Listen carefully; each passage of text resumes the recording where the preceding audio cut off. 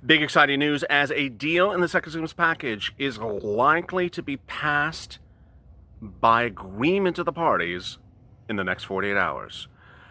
Categorically incredible. But this is amid news that Trump is running out of money. His campaign is against the wall, running out of money, with his major donors right today indicating that they have not given a penny that gave him lots of money in the last campaign. This is 24 hours before we go into the next presidential debate, and a lot of people are worried about Joe Biden's tax policy that could really hit major taxes across this country, as President Trump's tax policy is also set to expire in a second term.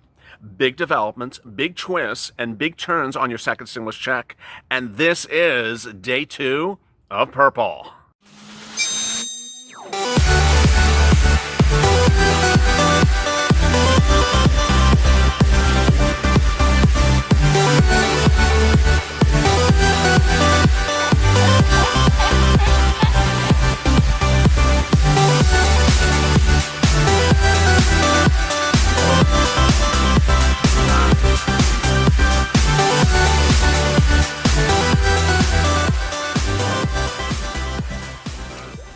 Hey, good afternoon, everybody. This is our new series, Purple, in the usual time slot where hazard pay is, with continuing coverage still of hazard pay. Big exciting news if you watched the video right before this, in which a second stimulus package deal is expected to be announced within the next 48 hours. That's what they're claiming. That's their representations. It does not mean you get a check in 48 hours. It means they don't announce a deal in 48 hours. But why are the new poll numbers? Why are the new economic numbers about Joe Biden, and why are the new campaign donation numbers for Donald Trump suggesting a lot of people have their backs against the wall and they're struggling to get to the finish line? Go to the Finish channel, subscribe, because in this video, I'm going to be going over that and more. 300,000 followers, and for a reason, because no one cares about you more than me. Also, like this video. In this video, I will be going over the new details that Trump is running out of money, running out of campaign money, and is burning through water like nobody's business, as Biden is outspending Trump with a lot of money still in hand and major donors not stepping up to the plate. Second, I will be going over the big issue that going into tomorrow's debate, people are very skittish, even Democrats, that Joe Biden is looking to raise major taxes across the board for people of certain economic levels that could really derail this economy, and it's making people very upset. This is amid news that Donald Trump's economic cuts of the last term, or the current term, are set to expire by law in a couple of years in the second term. So what is he going to do? Moreover, how soon could you see a second stimulus check if a deal is hatched this weekend? And how much would it be, and where would it land, and how would it go? All right, let me get to the breaking news. The breaking news is that deal announcement. The deal announcement is coming from a lot of different forces. It's coming from Mnuchin, it's coming from Meadows, it's coming from Tyler Goodspeed, and of course, it's coming from Nancy Pelosi. What I need you to understand, and I need you to follow with me right now, because I know it takes a little bit of believing and hearing this out, is that the situation today is different than any other situation before. We have never had a situation in which the terms, the type of negotiations that are occurring now have occurred before. This is a total different type of negotiations. Second, the number of people involved in negotiations is totally different. Third, the sense of urgency is like we have never seen before. Fourth, the focus and the push to get it done is like I've never seen before. So I don't want you to presume that this is August 1st or late July, where we were sold a lot of fake beliefs. Of course, Steve Mnuchin had said multiple times before, deal by this weekend. Mark Meadows said deal next week. And Nancy Pelosi has said imminent like 9,000 times. So why is this different, LALATE? First, this is different because, as Mark Meadows explained in that bombshell interview with CNBC yesterday, which I detailed on Early Mornings LALATE today at 3 a.m. Pacific Standard Time, that we're no longer doing just Nancy and Steve talking in a room. No, Now all the senators and the House members who are ultimately going to vote on the bill are working on drafting the bill. They're actually getting the bill parts, and the parts that could correspond to their committee in the House or Senate, they're getting the bill and working on it and writing on it and making changes so that when the bill comes to them for a vote, they say, yeah, that's what I wanted in there. It's there. I agree. This is categorically incredible. It has never occurred before. It's in fact what I have been calling for months. The first stimulus package, as I've been reporting for you for months, involved negotiations between a whole 100-something members of the Congress and the White House. And that's why it got done, because one, a lot of people did a lot of great work as a team. Two, you didn't exclude people from the negotiations so that they felt that they were, just sort of given something on a plate, said, here, vote for it. It's like, wait a second, I haven't been involved with this. Why should I care about this? Why didn't you involve me with this? I'm supposed to be involved with these issues. I'm on a subcommittee with the provisions that are in this bill. Why have I not been involved? Finally, they're involved. Third, the poison pill. And I detailed this a lot on Early Mornings LALATE. The poison pill involves your ability to get your money. What a poison pill, which is a very confusing term for political purposes, is different than the poison pill that you may hear if you know about anything for business. For business, when a business buys another business, then or attempts to buy another business that doesn't want to be bought, they put a poison pill in there that prevents the business from being bought, prevents the activity from occurring. In the case of a political poison pill, what Nancy Pelosi, rightfully so, has been concerned about is that when an agreement is hatched and it goes to the Senate, that they will then ruin the bill by removing language that makes the bill ineffective. An example is $1,200 stimulus checks for all adults. And then the Senate gets in and says, $1,200 stimulus checks for all adults who make $5,000 or less per year. Wait a second, that was not what we had before. Well, we just changed the language. We poisoned it. So by involving the people who write the language to make sure the language is correct, they're protecting ultimately the vote. Next, routing times and amounts and dollar amounts and provisions. All right, let me go over that right now.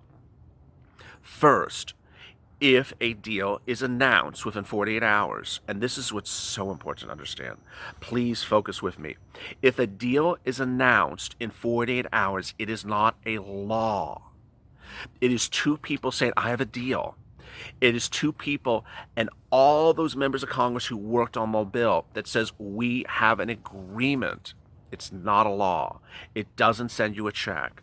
What then happens is a path to put it for a vote. It has to be voted in the House, it has to be voted in the Senate, and it has to be signed by the president. Ultimately, if that doesn't happen, the agreement means much of nothing. It's only when it becomes a law and is signed by the president and all three steps occur, then the check goes out. How fast can this be done? It can be done 3 days. It can be done in 3 days. House 1 day, Senate 1 day, president sign 1 day. It can be even done faster than 3 days. That's the first thing. Second, how fast would you get the check after those 3 days? 10 days. 10 days if you're set up for electronic means, if you're on SSDI, SSI, and Social Security or railroad benefits, and you get your payments by electronic means, or you pay your taxes electronically and you get refunds from the IRS electronically, all 10 days after it becomes law. If you're not set up for electronic, about an extra week. So this is all incredible good news. We're looking at about 14 days from the day in which there's announced agreement. So if an announced agreement is 48 hours from now, then they could put it to vote and have a vote within and have it become a law 3 days thereafter. So 2 days from now, 3 days to become a law, and then 10 days to send out the check. Now, here comes my opinion. The biggest problem in this entire spectrum is, for the first time ever, not Nancy. It's not Nancy. Suddenly she's not the problem. And I'm going to disagree with Mark Meadows.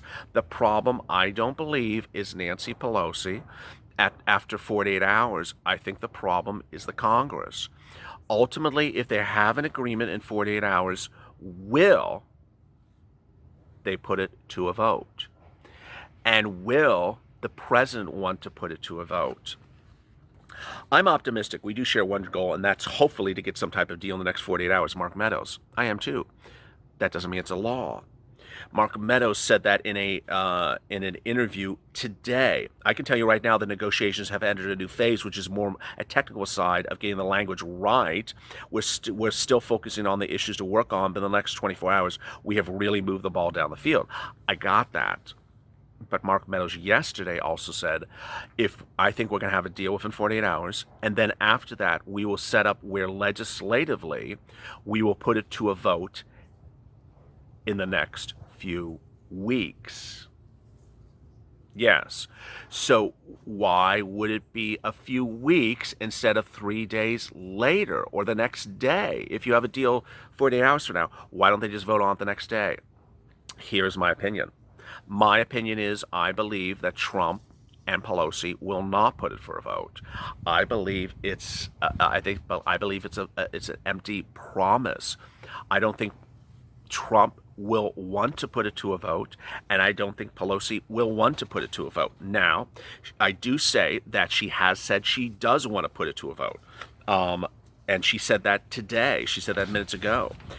She says, help is on the way. There will be a bill. It's a question of time whether it's going to pay November rent, which is my goal, or whether it's going to be shortly thereafter. We will have it. I have a prospect for an agreement, and we'll be in a better place than we have ever been. And the speaker acknowledged that the final agreement may happen. She says, I want the agreement to happen. We want the vote to be before the election. This is what she said to Andrea Mitchell. We want the vote to be before the election. I'm optimistic that even what Mitch McConnell says, that we will have a vote before the election. But she is fully acknowledging that Mitch McConnell may not want to vote on it before the election. Now, will this be a Mitch spoiler situation, or will this be everyone trying to spoil the situation? What my personal opinion is, as I sit here this afternoon, is that I really do believe that Trump, Pelosi, McConnell, and everyone involved has an special interest not to put it to a vote. One, Trump should not want to put it to a vote, because why would he have a stimulus package approved for Joe Biden administration? Why not vote on the bill the day after he gets himself elected? And if he's not reelected, then say, hey, have Joe Biden take care of it. Second, if Pelosi doesn't need exactly the number she wants, why would she agree to a tailored down bill the day before the election when she can wait after the election to get it done? The question is whether Trump, in his mind, is really thinking this through clearly. A lot of people have asked me, why has he not done executive orders? Why has he not sent out the executive orders? At the 12-minute mark here, I have a lot of stuff coming up. I'm going to go over why Trump's issue about money might be why he may actually try to put it to a vote before the election. It may actually help you. Second, I'll go over why the economic plans, which will be a big subject of the debate tomorrow night, may also be a reason why Trump may want to put it to a vote before the election. So let me explain to you right now where this twist is. And this is why you tune into Purple, because I do analysis that is sort of next level. I take the details and then I formulate the analysis so you see it straight in hand. The big issue is that Trump's campaign is running out of money. Entering October, Trump campaign has only about $60 million in cash compared to Joe Biden's $180. $60 million for 3 more weeks is not a lot of money. In some cases, records show that GOP mega donors have literally not put any money into Trump and are spending money on the Republican Senate or House seats. A GOP advisor who works as a former Trump donor in the finance world says Wall Street craves policy, predictability, and strong government institution. Trump is delivering the opposite. The COVID crisis gave Wall Streeters the excuse they need to move. Another former campaign chief, Brad Parcells, once boasted that the Trump campaign is the Death Star and that giving money to Trump in these final days may be a waste of money. Dan Eberhardt, meantime, a Trump donor, told CNBC that Wall Street is watching the same polls as everyone else, and they see the direction the Trump campaign is going, and they're starting to alter the strategy and not donate. It's about risk management. If they can't beat Biden, how are they're now trying to figure out how to join him or not spend money on Trump. Other prominent donors who have scaled back their donations to Trump or otherwise not given him a penny. But on the other hand, while Trump may be behind in the polls and really in trouble with cash in these final weeks of the elections, he may have a trump card, and that is Joe Biden's economic plan. Joe Biden's economic plan is sounding worse by the minute, and it's making Democrats really nervous. What's going on with Joe Biden is he's talking about raising taxes everywhere, raising taxes, and that he will not tell you how much stimulus he's going to give you, but he is going to tell you he's going to pay for stimulus by raising taxes. That's making people very nervous. The amount of taxes he wants to raise is taxes you have never seen in 35 years of this country. Moreover, Trump does not need to talk about that because he already cut taxes, but Trump's tax cuts will expire in 2025, which is in the middle of a potential second term. So Trump can sort of get away with not talking about taxes and just slam Joe Biden's approach to taxes.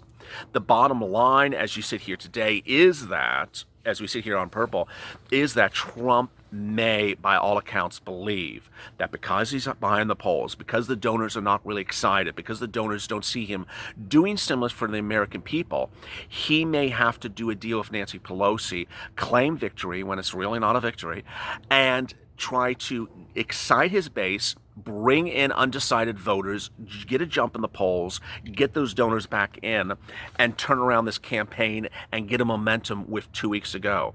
In the world of politics, 2 weeks is a long time. Let me get to some incredible comments from yesterday. Donna Voiles, we aren't getting a stimulus. Untrue, Donna Voiles. They don't care. Untrue, Donna Voiles. Daniel Hemerton, I don't think any of this is going to happen. No checks. It's 20 hours ago. I disagree. Rebecca Wise, I just wish the president or someone would watch this and actually take some notes. This just makes so much sense, and the politicians are just in la-la land. They are in la-la land. Trump should have done this by executive order months ago. I don't know why he's playing this game. JP, please throw me off this merry-go-round. Ben Bailey. Nancy, Mitch must go. Dejan, the more they give us, the more we spend. Not saving any money, just spending on bills because I'm behind on everything. Amen. Very well said, Dejan. Tina, all this repetitive action is like a loaf of molding bread. Gigi, I don't think they're going to give us stimulus. I'm disappointed. Naysayers. I hope you get more positive, Gigi. Beverly, why is she the determining factor whether we get a check? Ronald, why do people keep on talking about the damn money? Great comments. I love those comments. What a day it is. And join me next, coming up next on LALATE is McConnell versus Trump, which may be the most important video you're going to watch today, except after check. Go to the Fun channel, subscribe, because boy, you see the finish line. It's right in front of us. Boy, it is a tense moment. Also, like this video. Coming up, McConnell versus Trump, and then Pelosi versus Mnuchin. 2 bombshell videos you have to watch. As always, stay informed, stay smiling, and stay with LA for more.